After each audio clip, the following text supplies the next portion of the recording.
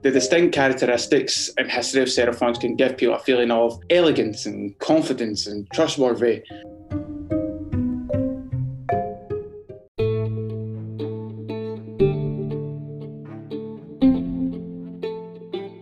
Hi everyone, thanks for tuning into Notes of Design. To help support our mission spread knowledge, we have a very special guest on today's episode. Let's welcome Craig Black, an independent designer specialized in typography and lettering. Craig has been known for his innovative typography artworks, lettering and visual identities, as well as large-scale murals and installations. His work has been celebrated and exhibited across the world from London, New York, Sydney and Dubai. He's also been a keynote speaker at various occasions and also been interviewed by many design publications.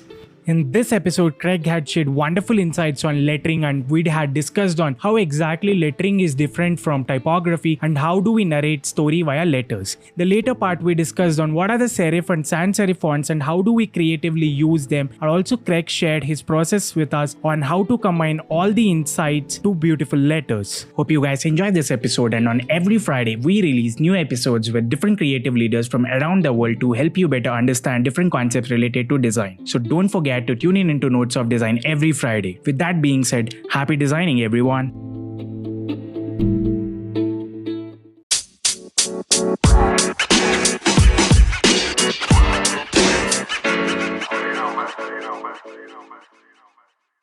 Hi Craig, welcome to Notes of Design. It's a pleasure hosting you today on our show. Thanks for having me. I'm really excited to be here. Craig, how was your day? It's been good so far. It's been a busy morning. I have a 9-month-old little girl and she got up very early this morning and wanted to play. And then we had playtime, we had breakfast, got her changed. And then at the same time, I need to get myself sorted and to get started for work. So it's been very productive and busy and fun so far. Thank you so much, Craig. So if you could give a brief about yourself to our listeners out there. So my name's Craig Black. I'm an artist and independent designer specialising in typography and lettering. I'm based in a place called Gourock in Scotland. I do recommend people flying to Scotland and seeing this place. It's incredible. Obviously, I'm biased. I have my own studio here. I've been running my own practice now for 6-7 years. I work with clients all across the world, which is fantastic. My work spans between branding, packaging, typefaces, installation, murals, basically anything to do with typography and lettering I kind of play about with. And yeah, that's basically me. Wonderful, Craig. So what was your journey into type and lettering? How did you start? And what are your tips to the beginners on how to start? Okay, so I may as well tell you like a way back before the world of design. Like I used to be a professional football player playing in the lower leagues of Scotland football. So it's not the glamorous Premier League that you see on TV. So I always dreamed about being a football player when I was younger. And I played professionally for about 5 or 6 years. But at the end of it, I just really didn't enjoy it anymore.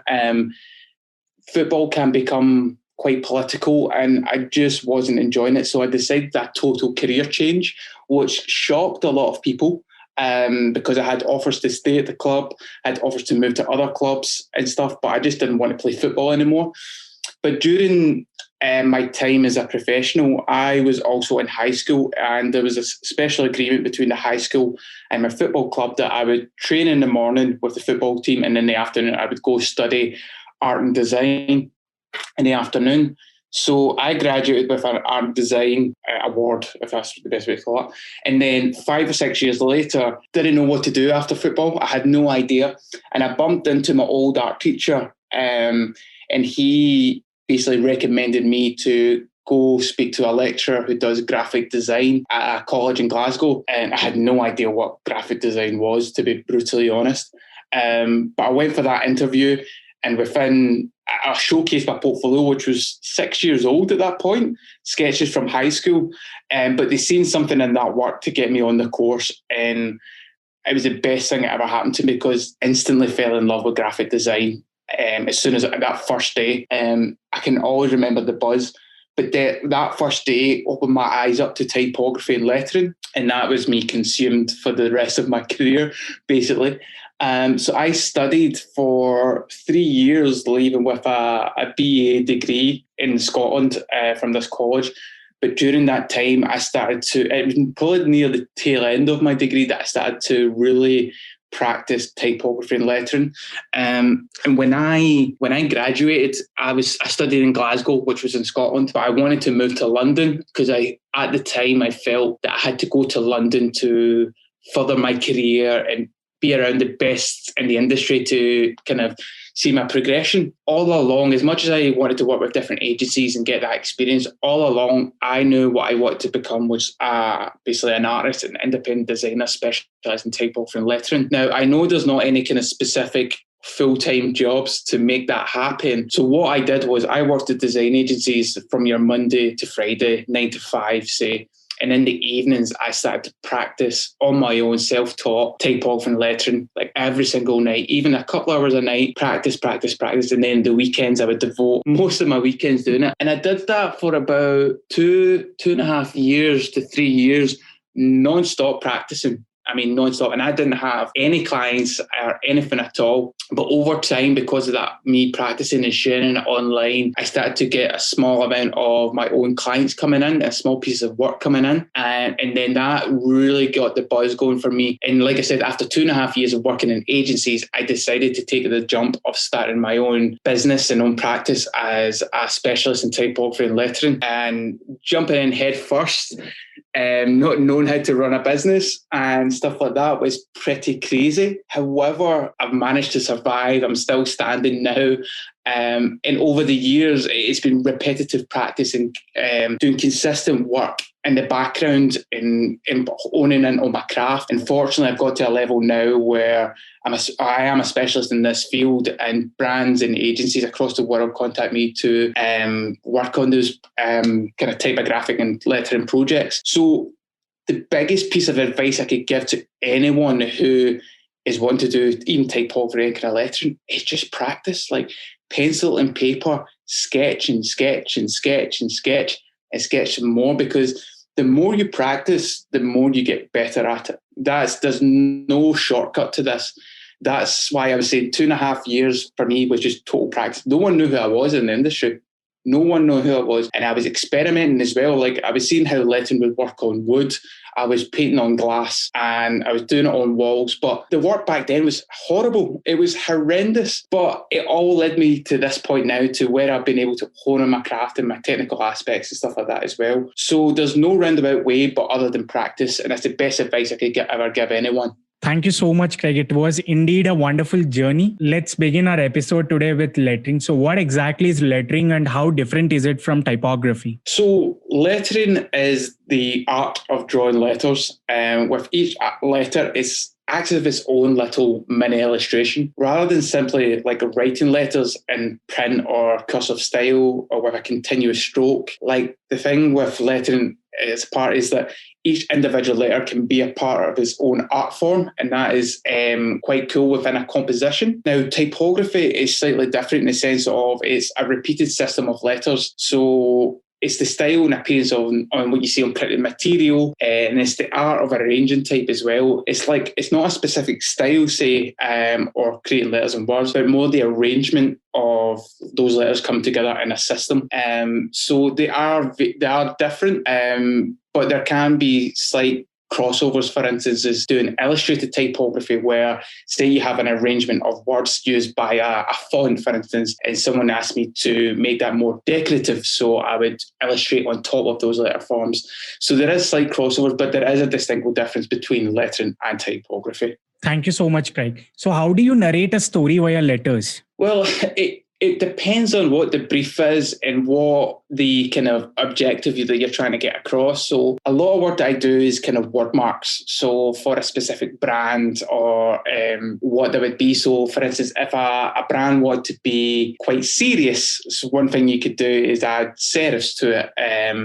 And that kind of creates a kind of more prominence to it as well. But in terms of like narrating a story for it, then you can create things that are much more open. So if I want to create a fairy tale, I'm just off the top of my head here thinking of of, say it's a piece of lettering for a fairy tale book, then the first thing that comes to my head is kind of scripty lettering, kind of open up lettering, because that opens your mind up to an imagination and a kind of excitement kind of world. Whereas if I used a solid blocky piece of type on a fairy tale kind of background, it wouldn't really work. So it really depends on what the brief is, what your objective is with that piece of lettering as well. And it's something that you develop over time as well. Like, don't beat yourself up so much that you can't nail it in the head right the first time. The amount of times that I work on a project is repetition after repetition, and narrowing down what's specific about this piece of work. And then the finer details will come out to create a bigger composition as well. Thank you so much, Craig. So our next question was asked by a lot of listeners, which is like, what are sans-serifs and serifs and how do we creatively use them? Okay, so a serif is a decorative stroke that finishes off the end of the letter stems. Sometimes those little marks are called like the feet of letters. So in turn, like a serif font is a font that has serifs, while a sans-serif is a font that doesn't have any. So basically, sans means without. So both of these styles have their own unique personality and communicate very different messages. That's why it's important to understand each style and make sure you're choosing like a font that aligns with the message you want your brand to communicate. So the distinct characteristics and history of serif fonts can give people a feeling of elegance and confidence and trustworthy. This really makes them feel like a good fit for more, let me say, like reputable brands, established and sometimes serious. Like, I'm being hypothetical here. My fingers are going up. And then sometimes with sans-serif fonts, sometimes they're like for like modern and approachable and clean kind of looking brands as well. So some sans-serif fonts give off the feeling of being kind of casual and formal friendly and very kind of approachable kind of thing, which is quite important. So usually you can get brands who are like trying to be youthful and relatable and modern and all those kind of things use kind of sans-serif fonts.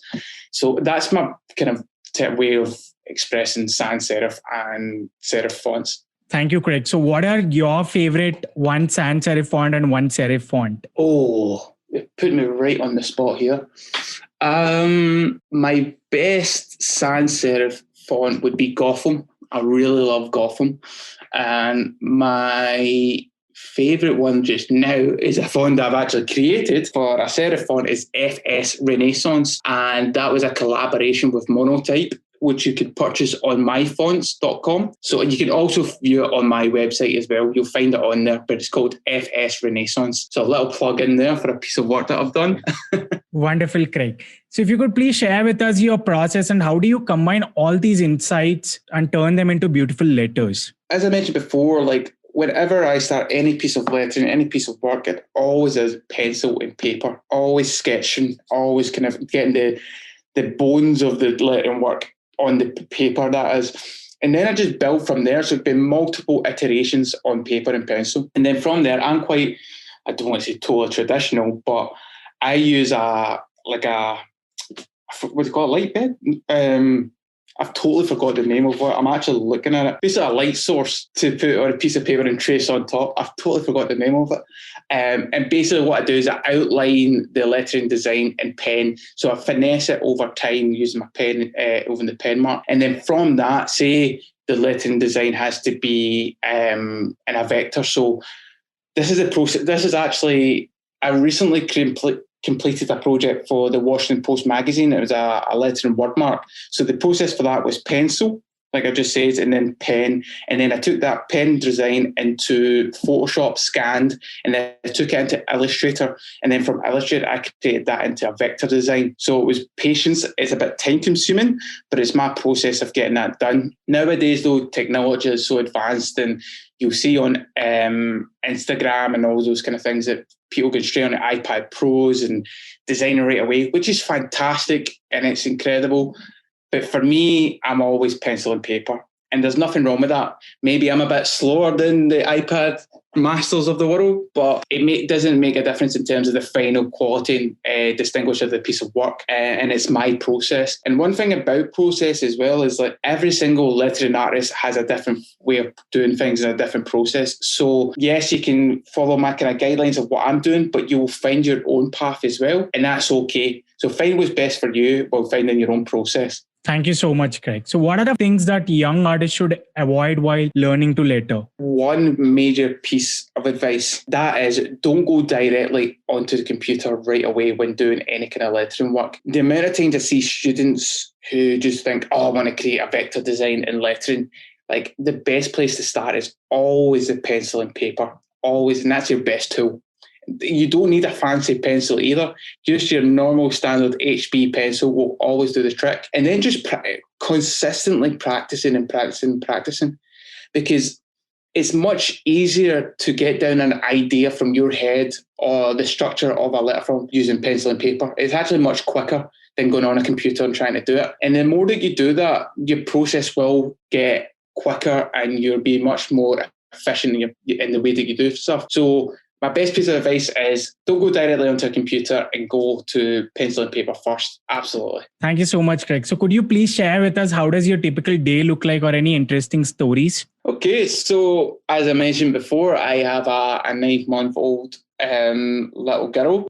So she wakes me up at very early in the morning. So we get up early in the morning and we play about, we have breakfast, we get ready for the day. And then I start to get myself ready and get myself prepared for the working day. So my wife looks after my little girl, and then from that point I come into the studio. But prior to that, actually, I do a lot of visualization and affirmations. I'm a big believer in kind of positive affirmations and stuff. So that is part of my morning kind of ritual as well, and basically doing that positive mantra. So when then I come into the studio and then I start to look down at my to-do list. So I've got tons and tons of paper of to-do lists that I do. I don't have any fancy apps. I'm always pen and paper and just scribbling it down, which is good. And then from that, I look at the most important task of that day. Like, I'm a bit of a morning person, so my energy is best in the morning. So if I know I need to do a highly intensive piece of lettering or design work or whatever needs to be done, I tackle that first thing in the morning. During that time, I will have to, no doubt, look at my emails and get back to clients and stuff, because right now in this world is constant Zoom calls and scheduling meetings and stuff. So for being my own business, I always need to be flexible, and every single day is totally different. So right now, today, for instance, I've obviously been on this call. Then afterwards, I need to get doing some lettering work. Then I need to do some business errands as well. So I need to contact clients. I need to get back to clients as well. And various other things. But I'm currently in my home studio, but I also have an art studio, which is about 15 minutes away. So I go in there in the afternoon, and this is where I work on my art practice. So in the past 2 years, I would say my art practice has really kind of boomed. And what that is I basically build installations and large paintings and do anything that can mix this. I do this thing called acrylic fusion, which is a combination of acrylic paints, creating amazing patterns and designs, and then pouring that on many different kind of objects and products and stuff like that, which is quite exciting, while mixing in typography and lettering. So I have this beautiful studio, which is like 50 minutes away. I'll spend the afternoon there. I will kind of turn off the emails. I'll put the music on. I'll get lost for 2 hours, I'll say.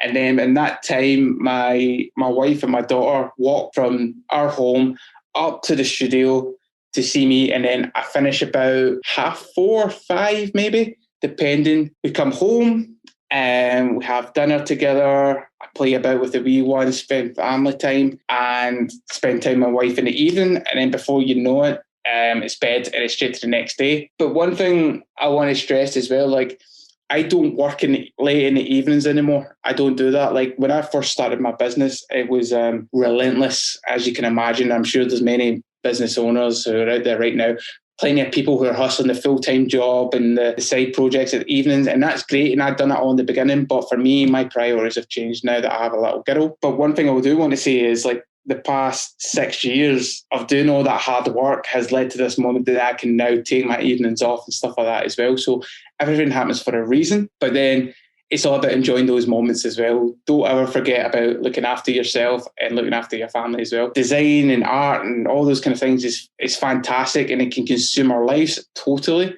but remember the people around us and people who you love and you care for, and spending time with them, especially in the moment in the world we're in right now. So yeah, that's a typical day for me. And like I said, you all need to come visit Scotland. It's a brilliant place. Thank you so much, Craig. So we'll conclude the show by you recommending 3 favorite books of yours and also people who inspire you the most in this space. Okay, so there's a fantastic lettering book. It's written by another lettering artist called Francis Choka. He's French. I'm sorry if I pronounced that wrong, Francis. He's probably going to kill me when he listens to this. But his book is called The Lettering Workshops, 30 Exercises for Improving Your Hand Lettering Skills. Now, this is fantastic, especially for those who are starting out. Basically, it gives you the fundamentals of how to do strokes and how to lay out on a page and all those kind of things. There's some fantastic tips in there. So I highly recommend getting that book for beginners. Also, The Little Book of Lettering by Emily Gregory. It's a fantastic kind of book of lettering pieces that are inspirational, different sources, different styles and stuff like that. I really like it. And also another brilliant book is Drawing Type, An Introduction to Illustrating Letterforms by Alex Fowkes. Now, again, this is another kind of step-by-step guide into drawing illustrative type, which is really useful. Alex is a top lettering artist as well. You may be seeing him on Instagram as well. So definitely check these people out. All these books, I believe, would be on Amazon or any of your major kind of bookstores. And they're really great.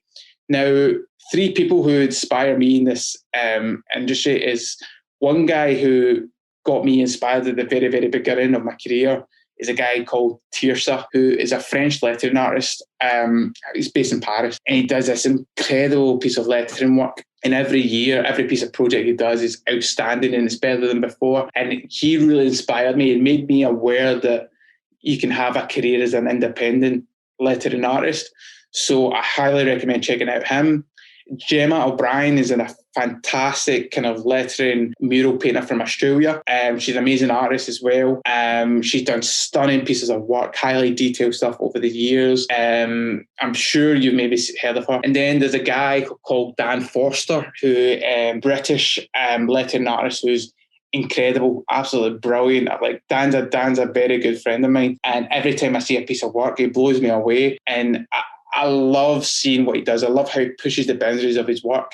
And we're always supportive of one another as well. Like one thing that with the lettering industry and even typography industry as well is like people, it is a small world. And feel free to reach out to others and say like, well done on the work. And also if you're needing any advice as well, like reach out to people. That's what I did in the early days and ask, how did you do this? How did you do that? And every single person helped out. So if someone wants to reach out to me and send me an email, drop me a message or whatever, I'll get back to you as soon as I can. I'm more than happy to help. So yeah, that's the 3 books and the 3 people that I would who inspire me, and I hopefully can inspire you guys as well. Thank you so much, Craig, for sharing all these wonderful insights with us. We are looking forward to host you again in our upcoming episodes. Thanks for your time. Thanks for having me. It was great fun.